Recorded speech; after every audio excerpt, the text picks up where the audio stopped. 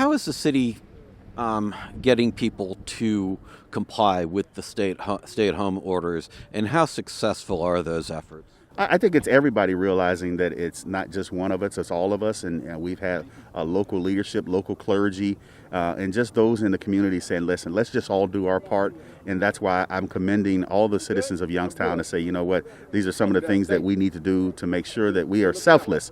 And we're making sure that when we're not putting this virus to family and friends during this time. You know, we've had a few instances where we've had groups gather.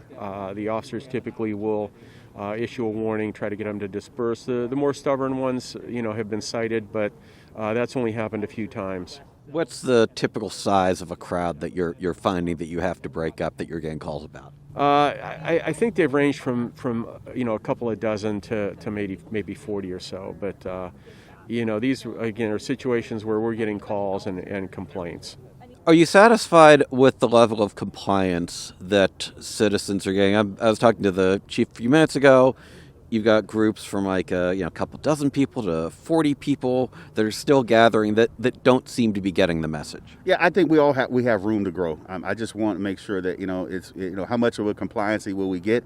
The more, the better. But we just got to continue to have the message that if we find that you're in a large group or organizing these social gatherings, you are breaking an order and that you're breaking the law. So we continue to make that message known that you must stay at so many 6 feet apart.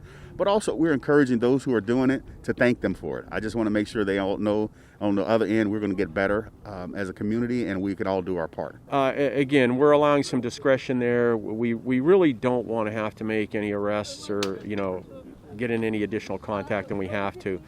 So we're looking at what would be gross or extreme violations for the most part. We're not randomly stopping people and checking their whereabouts or anything like that. In most cases, we're responding to complaints or what might be an obvious violation. For over a century, Farmers National Bank has stood strong. Through booms and busts, peaks and valleys, we've learned to know the seasons and how to grow in each of them. During challenging times, everyone is reminded of the value of solid relationships in both life and business. Farmers, stand strong.